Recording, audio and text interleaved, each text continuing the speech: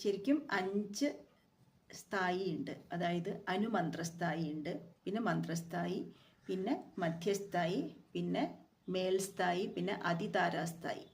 അങ്ങനെ 5 സ്ഥായിയിൽ ശബ്ദങ്ങളുണ്ട്. അപ്പോൾ ഈ അനുമന്ത്രസ്ഥായി, അതിതാരാസ്ഥായി എന്ന് പറയുന്നതൊക്കെ പല വാദ്യോപകരണങ്ങളിൽ നമുക്ക് കേൾക്കാൻ പറ്റും. പക്ഷെ നമ്മളുടെ ഒരു സാധാരണ മനുഷ്യൻ്റെ കണ്ഠത്തിൽ മന്ത്രസ്ഥായി, മധ്യസ്ഥായി, താരാസ്ഥായി.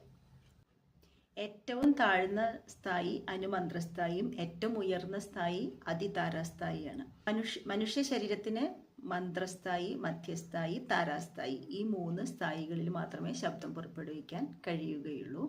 മറ്റ് അതിതാരാസ്ഥായി, അനുമന്ത്രസ്ഥായി ഇതൊക്കെ നമുക്ക് ചില വാദ്യോപകരണങ്ങളിൽ കേൾക്കാൻ സാധിക്കും.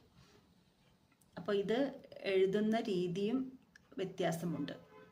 പിന്നെ അനുമന്ത്രസ്ഥായി, അതിതാരാസ്ഥായി ഒക്കെ ചില വാദ്യോപകരണങ്ങളിൽ വായിക്കാൻ പറ്റും.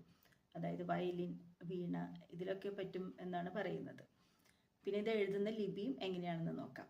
അതായത് അനുമന്ത്രസ്ഥായി എന്ന് പറഞ്ഞാൽ ഒരു സ്വരം എഴുതി അതിൻ്റെ അടിയിൽ 2 ഡോട്ട് വരുന്നതാണ്, 2 കുത്ത് വരും. അതാണ് അനുമന്ത്രസ്ഥായിൽ വരുന്ന സ്വരങ്ങൾ. പിന്നെ മന്ത്രസ്ഥായിൽ വരുമ്പോൾ ആ സ്വരത്തിൻ്റെ അടിയിൽ ഒരു ഡോട്ട് ഉണ്ടാവും, ഒരു കുത്തുണ്ടാവും. പിന്നെ മധ്യസ്ഥായിക്ക് കുത്തും കോമയും ഒന്നുമില്ലാത്ത ഇതാണ് മധ്യസ്ഥായി.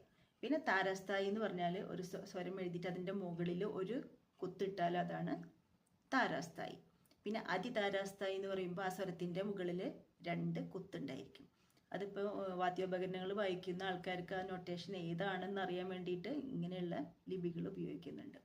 മന്ത്രസ്ഥായും താരാസ്ഥായും ഒക്കെ നമ്മൾ കുറേ പ്രാക്ടീസ് ചെയ്തിട്ടാണ് നമുക്കത് നമ്മുടെ തൊണ്ടയിലേക്ക് കറക്റ്റായിട്ട് വരുന്നത്. അപ്പോൾ കുറേ പ്രാക്ടീസ് ചെയ്യണം. ആദ്യമൊന്നും നമുക്ക് ചിലപ്പോൾ ഈ മന്ത്രസ്ഥായി